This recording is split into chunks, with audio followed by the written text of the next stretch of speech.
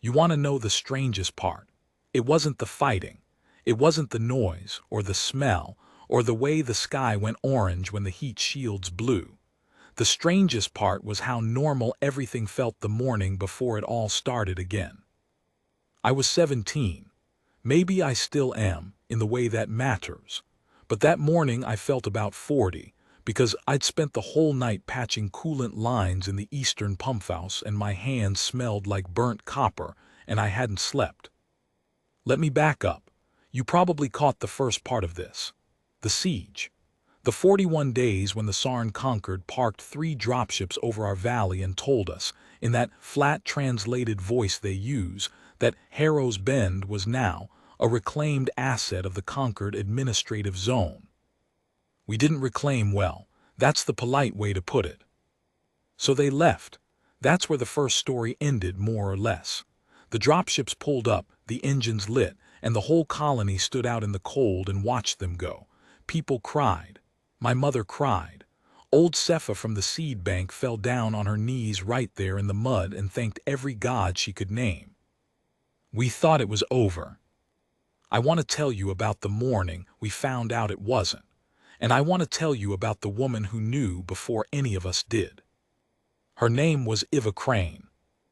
Around the colony we just called her Crane, or sometimes the old sergeant, though nobody really knew if sergeant was the right word. She'd come to Harrow's Bend 9 years before any of this, on a refugee transport with about 200 other people from worlds that don't exist anymore. She kept to herself. She fixed people's grav sleds for trade. She grew tomatoes in a cracked pressure dome and gave them away when they ripened, which made the kids like her, because she'd pretend to be gruff about it. She walked with a limp, left leg. Below the knee was a prosthetic old military issue, and she never bothered to skin it to match. You could see the bare metal when she rolled her trousers up to work. Kids would stare. She'd let them tap it. Knock, knock, she'd say, and tap it back, and they'd shriek and run off laughing. That was the Crane we knew, the quiet one, the tomato lady. During the siege she'd been different. Quieter, if you can believe that, but a different kind of quiet. She'd shown up at the council meetings and stood in the back with her arms folded, and when men twice her size were shouting about whether to surrender, she'd just watch. Once, only once, she spoke. She said, "They don't take colonies to keep them. They take them to make a point to the next colony." Then she went back to being quiet. Nobody listened. We surrendered the eastern fields. They came in. We changed our minds, which is a long story of its own, and that's why they left. After they left, Crane was the only person in Harrow's Bend who didn't celebrate. I noticed because I brought her tomatoes back. 3 of them, the ones she'd given my mother weeks before that we'd been too scared to eat, in case food got scarce. I figured she'd want them back now that things were good again. She was up on the ridge above her dome when I found her, just standing there, looking east where the dropships had gone. "They forgot something," she said. She didn't turn around. "Who did?" "The Sarn." She finally looked at me. Her eyes were gray and pale, and they had this way of going through you. "They left their dead, 26 of them in the eastern field. You don't leave your dead, not unless you're coming back to collect them." I laughed because I was 17 and stupid and I'd been awake all night. They lost. Why would they come back? She took the tomatoes from my hands, turned them over, checking for bruises, like that was the most important thing in the world. "Boy," she said, "they didn't lose, they left. Those are different words." 3 days later, the transmission came in. I was in the comms shed because that's where I'd been reassigned after the pumphouse, mostly to fetch and carry for Loomies, our comms tech, a heavy-set man who sweated when he was nervous, and who was nervous most of the time. The shed smelled like ozone and old coffee. We had one working long-range array, and it was held together with salvage and prayer. The signal came in clean, though, too clean. It was a Concord channel, diplomatic frequency, and the voice that came through wasn't the flat translator voice. It was a real person, speaking with the cadence of someone who'd practiced. Harrow's Bend Administrative Settlement. This is Adjudicator Vel of the Sarn Concord Reconciliation Authority. We acknowledge recent hostilities. We come now under terms of peace. Loomis looked at me. I looked at Loomis. Neither of us knew what an adjudicator was. The voice went on. They were sending a single shuttle. Unarmed, they said. A reconciliation party. They wished to recover their fallen, to formally cede claim to the valley and to establish, and I remember this word because it sat wrong in my stomach, a lasting framework of trust. We were to gather in the central commons.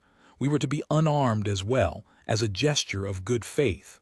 The shuttle would arrive at first light. Loomis was already grinning, wiping his forehead, saying things like, see, it's fine, it's over, they want peace. He ran out to tell the council.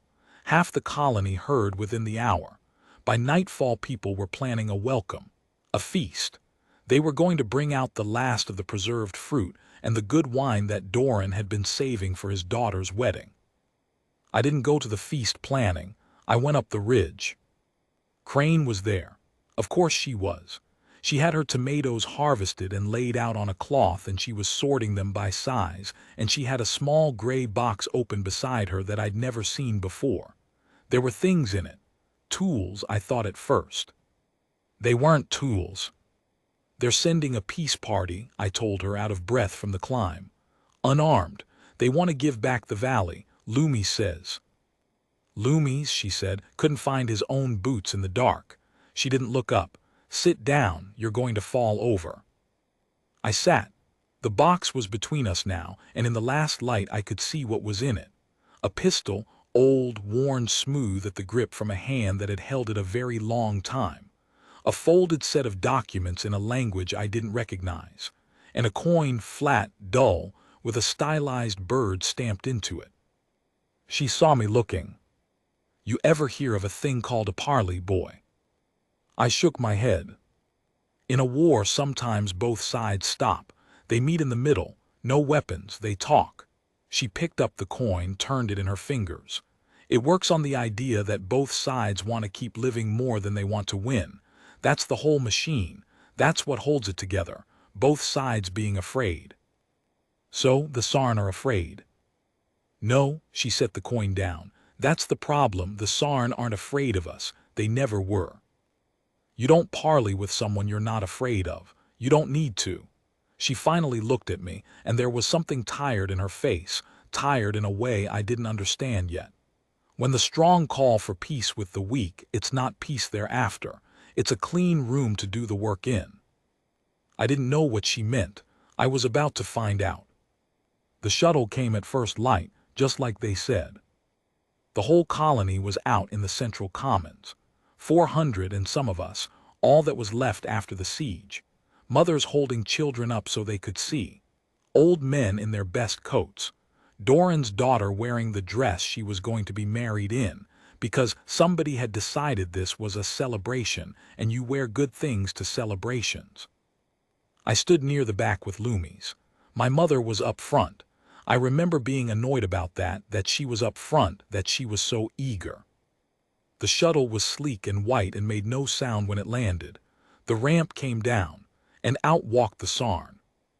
I'd seen them during the siege, but only at distance, only in armor. Up close, in their soft diplomatic robes, they were stranger and somehow worse. Tall, a head and a half taller than the biggest man we had. Long-limbed. Their skin was a pale, waxy gray, and they had these wide-set eyes the color of old amber that didn't seem to blink. 3 of them came down the ramp. The one in the center wore deep blue and a sash and a kind of circlet of dull metal across the brow. Adjudicator Vel, the voice from the radio. He raised both hands, palms out, in what someone had clearly told him was a human gesture of peace. He spoke our language, slow and careful, and his voice was soft, almost kind. People of Harrow's Bend, we have done you a great wrong. We come to make it right. I heard my mother let out a breath. I heard 400 people decide in that instant to believe him. And then I felt a hand close around my arm. It was Crane. I hadn't seen her come up. She'd worked her way through the crowd to the back, and she was standing beside me now, and she was looking at the shuttle, at the open ramp, at the dark interior, with that gray stare. "Count them," she said, very low, just to me. "What?" "The crew, diplomatic shuttle that size, a real one, flies with two, pilot and aide. Count the silhouettes in the hatch." I looked. The ramp's interior was dim, but once she'd said it I could see them, shapes. Not two, I counted 4, 5, 6 maybe, standing very still just inside the dark where the crowd couldn't see. 6, I whispered. "More than that," she said. "Those are just the ones standing." Her grip on my arm tightened. "That's not a peace party, boy. That's a boarding party. And we just brought every single person in this colony into one open field and told them to leave their guns at home." My stomach dropped through the ground. Up front, Vel was still talking about reconciliation, about the dead, about how the Sarn Concord wished to recover their fallen with dignity, and would the colony permit a small recovery detail to proceed to the eastern field. A small recovery detail, to split off from the shuttle, to move freely through our colony.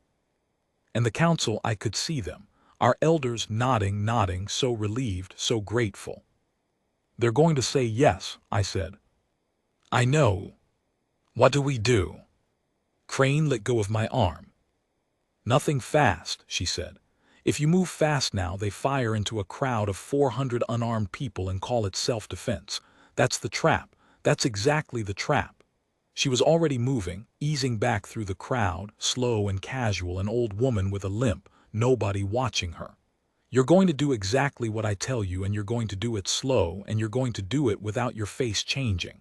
Can you do that?" Yes. "Then come on. We've got maybe 10 minutes before the smart ones among them realize." The old lady in the back already counted the crew. Here's a thing about Crane I didn't understand until much later. She wasn't a sergeant. The word we'd all used all those years, the polite little word, it was wrong. She'd never corrected anyone because correcting them would mean explaining, and explaining would mean telling a story she'd carried alone for 9 years and didn't want to put down. Iva Crane had been a coordinator in the human armies that fought the long retreat from the Corps before any of us were born, before Harrow's Bend was even a survey point on a map. A coordinator wasn't a soldier exactly. A coordinator was the person who looked at a hopeless field and a frightened, scattered group of people and figured out, in minutes, the one sequence of small, ordinary actions that might let them live. She'd been good at it. She'd been the best at it. And then there'd been a world, she never told me which, where her best hadn't been enough, where she'd run the numbers and there was no sequence, and she'd watched the people she was supposed to save die anyway because the math was the math. That's why she came to Harrow's Bend, to grow tomatoes, to never run those numbers again.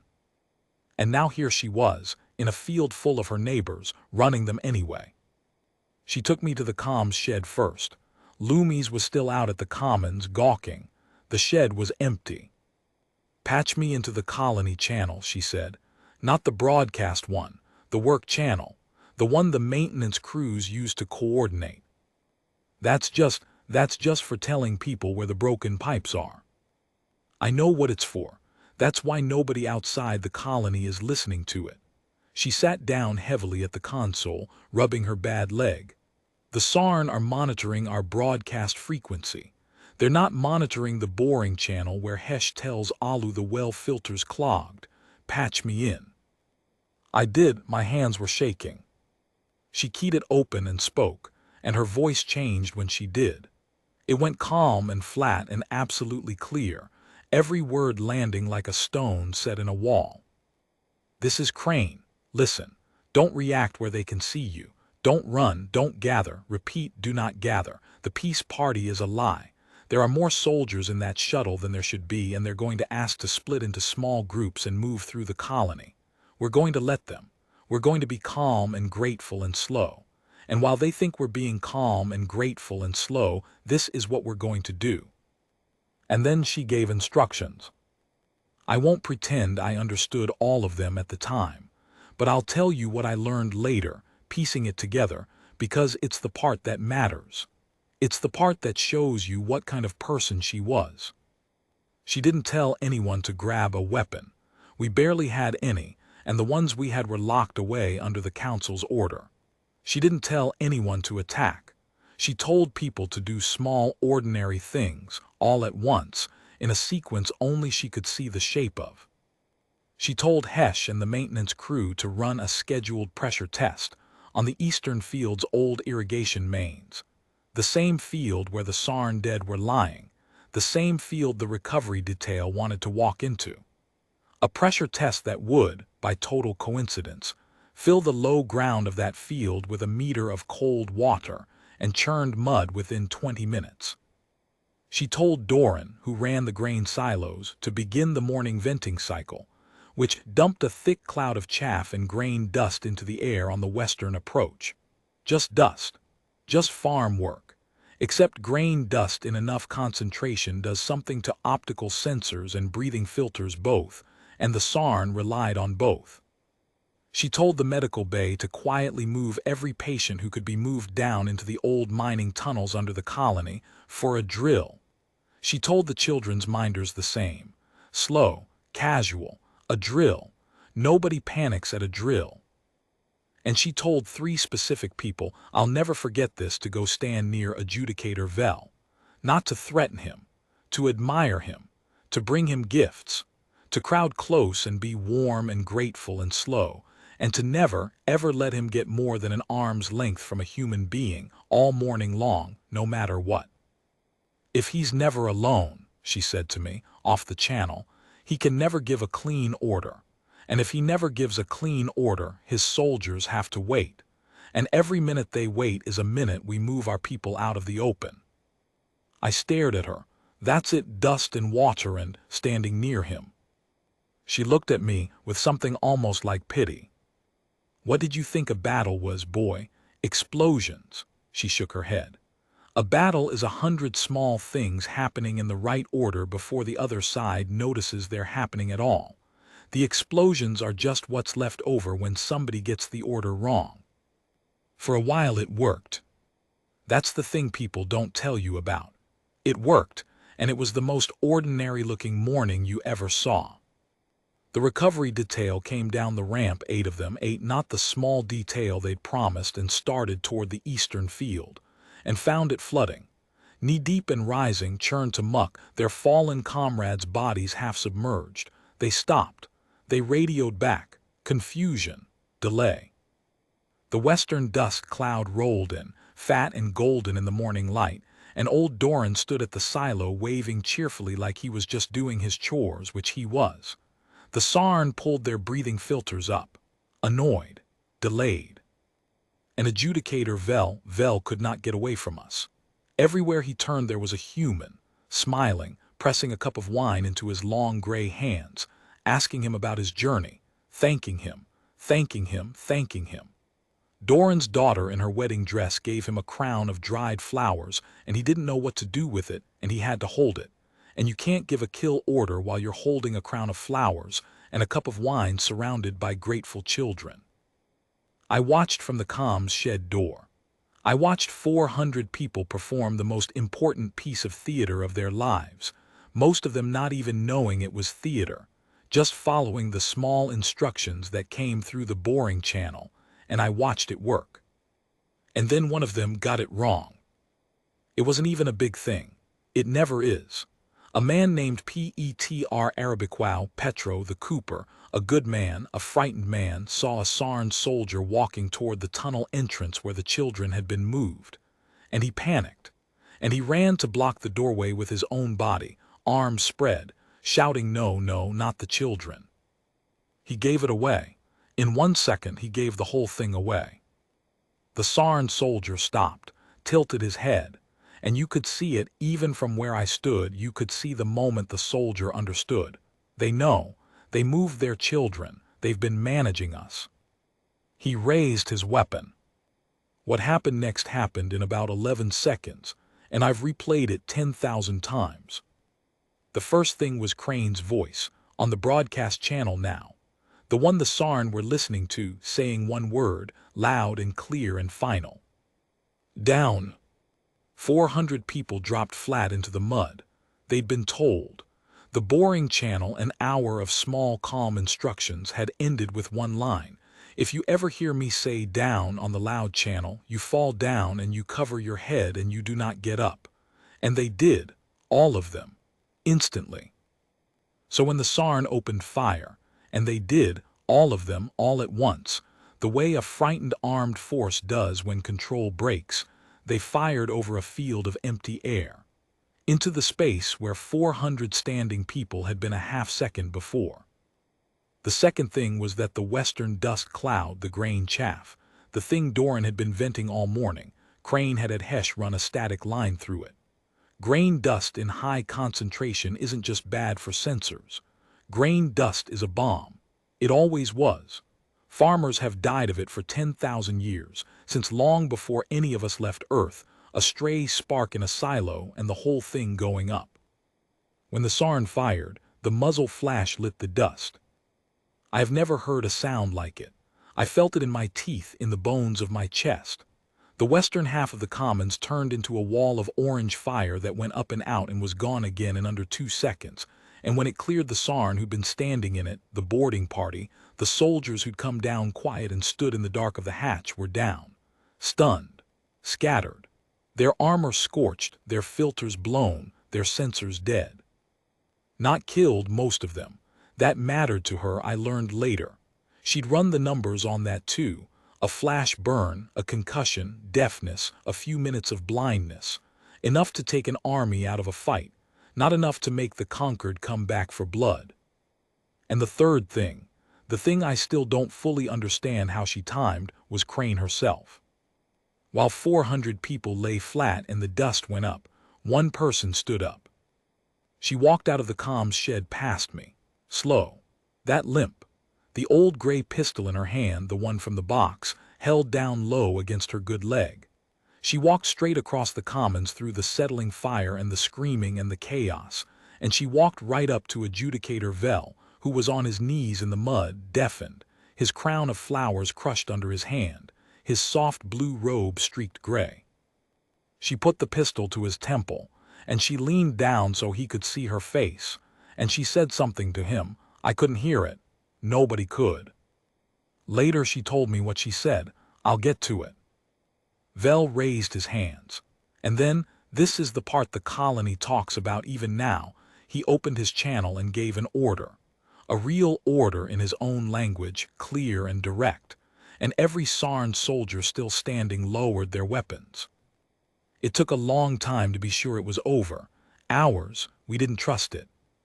How could we? But the shuttle didn't move. The soldiers stayed down where they were told.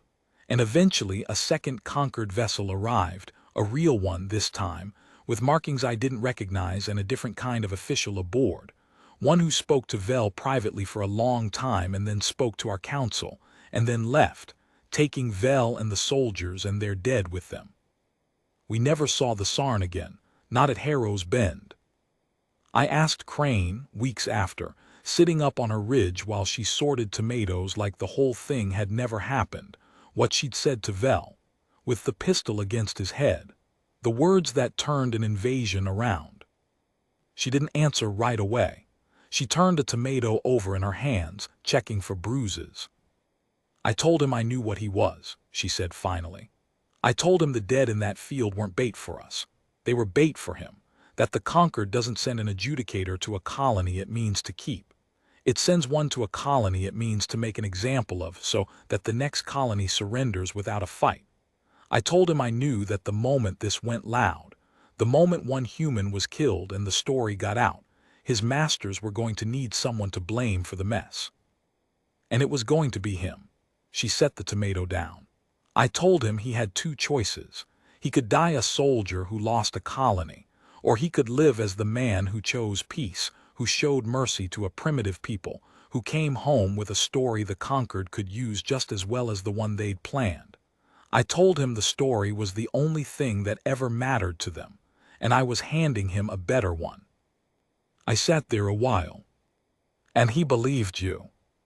He didn't have to believe me, she almost smiled. He just had to want to live more than he wanted to win. Same machine as always. She looked east the way she always did. The Sarn were never afraid of us, boy, that was true. But everyone is afraid of their own people. That's the one fear you can always count on. I'm older now. I've got a daughter of my own.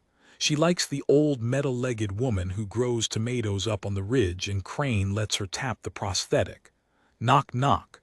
My daughter shrieks and runs off laughing, same as I once did. People still call Crane the old sergeant. She still doesn't correct them.